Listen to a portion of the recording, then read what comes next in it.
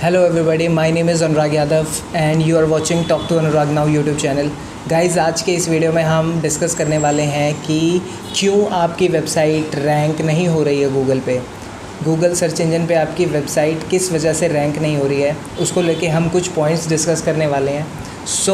वो पॉइंट्स होने वाले हैं ऑलमोस्ट 6 to 7 पॉइंट्स मैंने आपके लिए नोट डाउन करके रखे हैं जो हम डिस्कस करने वाले हैं। तो देख लेते हैं वो 6 to 7 पॉइंट्स कौन से हैं। देखिए फ्रेंड्स, वेबसाइट आपने बनाई है, आपने कोई पर्टिकुलर बिज़नेस स्टार्ट किया है, उसके लिए आज की डेट में ऑनलाइन वेबसाइट होनी बहुत ही ज़्यादा ज़रूरी है। ये बात तो हर एक को पता है, हर कोई अच्छे से जानता है। आपने वेबसाइट बना ली, बहुत अच्छा डिज़ाइन वगैरह बना लिया, बट उसको रैंक कराने के लिए थोड़े से एफ़र्ट चाहिए होते हैं। वो एफ़र्ट आप नहीं दे पा रहे हैं वो बात अलग है, बट अगर आप एफ़र्ट दे रहे हैं और फिर भी आपकी वेबसाइट रैंक नहीं हो रही है तो there are some points which you are lagging. कुछ ना कुछ तो दिक्कत है, तो बस उन्हीं पॉइंट्स को हम इस वीडियो में डिस्कस करने वाले हैं। फ्रेंड्स, इसमें सबसे पहला हमारा पॉइंट आ जाता है कि गूगल ने आपकी वेबसाइट को इंडेक्स ही नहीं करा है। उसको आइडिया ही नहीं है, उसको पता ही नहीं है कि आपने वेबसाइट पे बनाई है। तो यार आप उस पर जितना भी कंटेंट लिखते रहो, जितना मर्ज़ी उतना कंटेंट लिखते रहो और बस ये कहते रहो कि यार मेरी वेबसाइट रैंक नहीं कर रही है, तो वो कभी नहीं करने वाली। तो इसलिए आपको गूगल सर्च कंसोल पे अपनी वेबसाइट को रजिस्टर करना होगा सो दैट आपकी वेबसाइट पहले इंडेक्सिंग में आए, उसके बाद जाके वो गूगल सर्च लिस्ट में शो करेगी। ठीक है। सबसे पहले आपको इंडेक्सिंग देखनी पड़ेगी। अगर आप ये देखना चाहते हैं कि चेक करना चाहते हैं कि मेरी वेबसाइट इंडेक्स हो रही है कि नहीं, तो बहुत ही सिंपल मेथड है। आप गूगल सर्च बॉक्स पे जाओ, Google search box, normal google.com खोलो, सर्च बॉक्स पे जाओ और वहाँ पे टाइप करो इनसाइट कॉलन डबल कोट्स के अंदर वेबसाइट का नाम www. नहीं लगाना। ठीक है, मैं यहाँ पे नीचे अभी दिखा देता हूँ कि आपको किस तरीके से टाइप करना है, आपको इजीली आइडिया लग जाएगा। अब मान के चलिए मेरी वेबसाइट का नाम है babaji.com, तो आपको कुछ इस तरीके से लिखना है इनसाइट कॉलन डबल कोट्स के अंदर babaji.com, सर्च कर दीजिए। कुछ रिज़ल्ट्स आपको देखने को मिलेंगे, वो रिज़ल्ट्स बता देंगे कि आपकी वेबसाइट रैंक हो रही है कि नहीं। अगर हो रही है तो कितने पेजेस रैंक हो रहे हैं वहाँ पे आपको दिख जाएगा। सपोज़ वहाँ पे आपको 25 रिज़ल्ट दिख रहे हैं, इसका मतलब 25 पेजेस आपके वेबसाइट के रैंक हो चुके हैं। और अगर कुछ भी नहीं दिखा, अगर वहाँ पे कोई रिज़ल्ट शो नहीं हुआ, तो आप इजीली आइडिया लगा सकते हो कि यार मेरी वेबसाइट रैंक नहीं हो रही है, यानी कि गूगल ने उसको इंडेक्स ही नहीं करा है। तो ये हो गया हमारा पहला पॉइंट।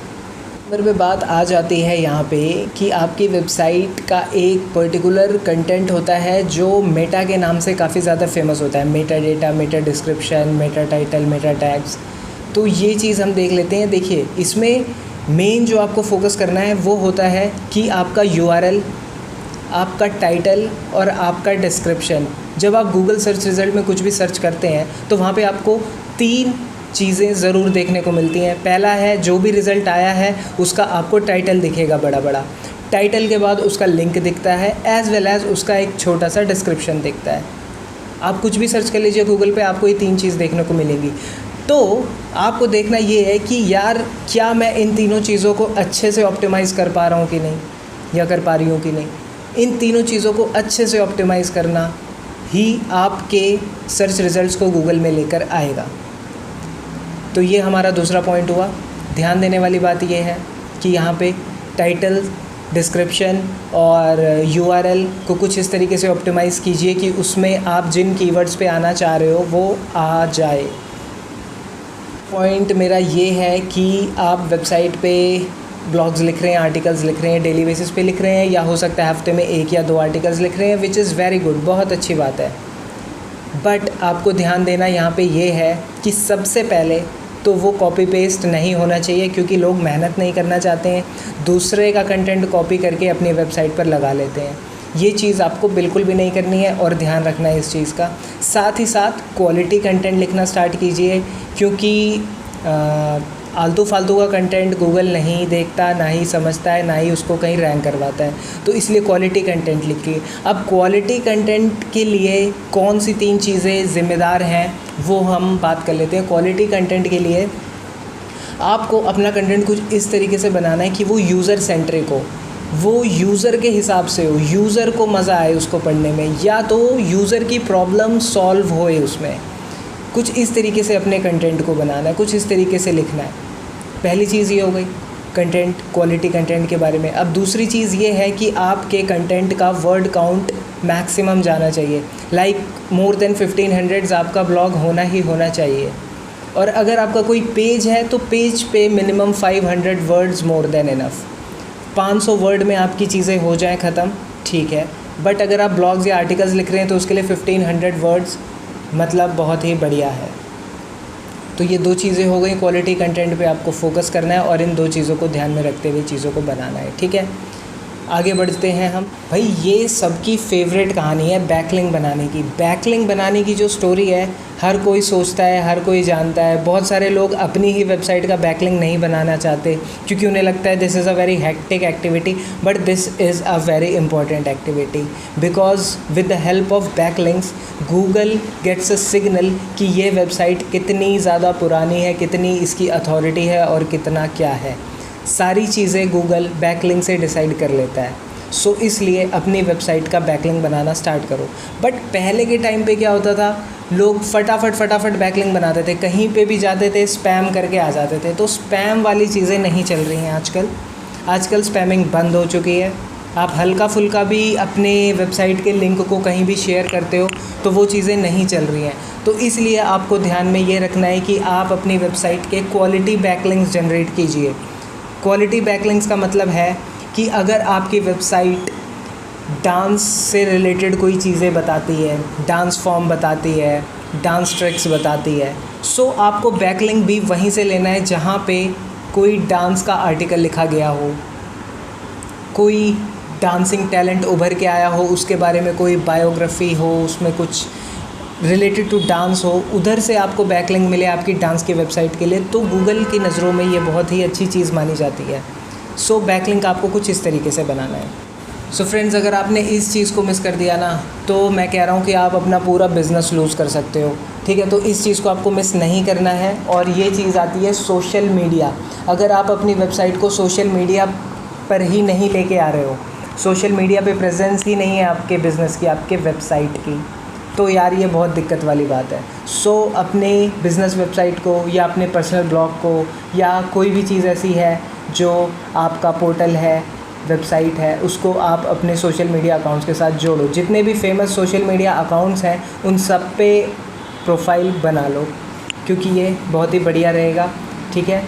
बैकलिंक से गूगल को मदद मिलती है कि हाँ इस वेबसाइट में अथॉरिटी तो है। उसके बाद अच्छा कंटेंट लिखा है, क्वालिटी कंटेंट, जैसा कि हमने पहले बात करी थी, तो गूगल को एक और सिग्नल मिला, हाँ यार क्वालिटी तो, राइटिंग स्किल्स तो है। उसके बाद तीसरी चीज़ है कि आजकल सोशल मीडिया बहुत ज़्यादा फेमस हो रहा है, तो अगर आपको सोशल मीडिया से भी सिग्नल मिल रहे हैं अपनी वेबसाइट के लिए तो गूगल की नज़रों में और अथॉरिटी जाती है। सो इसलिए सोशल मीडिया पे प्रेजेंस फटाफट बनानी स्टार्ट कर दो। अब सारी बात यहाँ पे ये आ जाती है कि यार सोशल मीडिया पे किस तरीके से आप कंटेंट को रखोगे, किस तरीके से कंटेंट रहना चाहिए सोशल मीडिया पे। तो ध्यान देना, सोशल मीडिया पे आपको ज़्यादा कुछ करना नहीं होता है, बहुत सारी चीज़ें प्री डिफाइंड होती हैं। अब जैसे कि एग्जांपल के लिए ले लेते हैं फेसबुक का पेज, तो फेसबुक ने पहले से ही आपको मोर देन 50 चीज़ें दे रखी हैं, लाइक डिस्क्रिप्शन दे दीजिए, उसमें चैनल आर्ट दे दीजिए, फेसबुक का बैक कवर दे दीजिए, बहुत सारी चीज़ें फेसबुक ने आपको पहले से प्रोवाइड करी हैं। बस आपको जाके उनको फिलअप करना है, उनको वहाँ पे लिखना है, उनको वहाँ पे भरना है और ज़्यादा कुछ नहीं करना है। हाँ, अब वेबसाइट की पोस्ट वगैरह को आप डेली बेसिस पे उस पर डालोगे तो आपको एक चीज़ का ध्यान रखना चाहिए कि आप जो भी काम सोशल मीडिया से करो वो कंसिस्टेंट बेसिस पे होना चाहिए। कंसिस्टेंसी सोशल मीडिया पे छा जाती है। So over a period of time आप देखेंगे कि आपको रिज़ल्ट आना ज़रूर स्टार्ट होएगा सोशल मीडिया से। सोशल मीडिया के लिए आप टूल्स भी यूज़ कर सकते हैं, जैसे कि एक फेमस टूल है बज़सूमो, आपको यूज़ करना ही करना चाहिए, so that you can get idea कि कौन सा आर्टिकल आज की डेट में बहुत ज़्यादा चल रहा है, बहुत ज़्यादा रैंक कर रहा है। तो उसके हिसाब से आप वायरल कंटेंट बना के अपने पोस्ट को बना के सोशल मीडिया पे डाल सकते हैं। और लास्ट फैक्टर जो मेरा यहाँ पे है, जो लास्ट पॉइंट मैं आपको डिस्कस करने वाला हूँ, बहुत ही ज़्यादा इम्पॉर्टेंट है। इम्पॉर्टेंट इसलिए है क्योंकि देखिए डेस्कटॉप पे आजकल कोई भी वेबसाइट ज़्यादातर खोलते नहीं है, ठीक है। 5% 6% लोग डेस्कटॉप पे वेबसाइट खोलते हैं। सो ज़्यादातर लोग जो वेबसाइट खोलते हैं वो खोलते हैं अपने मोबाइल पे जब लोग वेबसाइट खोलते हैं तो वो देखते हैं कि यार मोबाइल पे ये वेबसाइट अच्छी दिख रही है कि नहीं। सो आपकी वेबसाइट रिस्पॉन्सिव होनी बहुत ज़्यादा ज़रूरी है। सो मेक श्योर कि आपकी वेबसाइट रिस्पॉन्सिव हो, एज़ वेल एज़ उसका लोडिंग टाइम जो है वो कम से कम 4 सेकंड के अंदर हो जाना चाहिए। लोगों की वेबसाइट 8 सेकंड ले रही है, 12 सेकंड ले रही है, ये बहुत ही बेकार चीज़ है, बहुत ही घटिया चीज़ है मैं तो कहूँगा। सो इसलिए 4 सेकंड के अंदर अगर आपकी वेबसाइट लोड हो रही है तो आप अच्छा खासा रेवेन्यू जनरेट कर सकते हैं अपनी वेबसाइट को रैंक करके। सो ये हमने सारे पॉइंट्स डिस्कस करे। मेरे ख्याल से 5 या 6 पॉइंट होंगे, आप दोबारा इनको देख सकते हैं। साथ ही साथ इसी तरह के कंटेंट देखने के लिए मेरे YouTube चैनल को सब्सक्राइब कर लेना। कमेंट करके ज़रूर बताना कुछ नया कंटेंट आपको चाहिए इसी से रिलेटेड या कुछ अलग कंटेंट चाहिए, तो कमेंट करके ज़रूर बता देना और वीडियो को लाइक ज़रूर कर देना।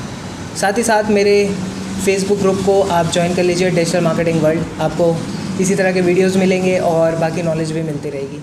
Thank you friends, bye bye, take care.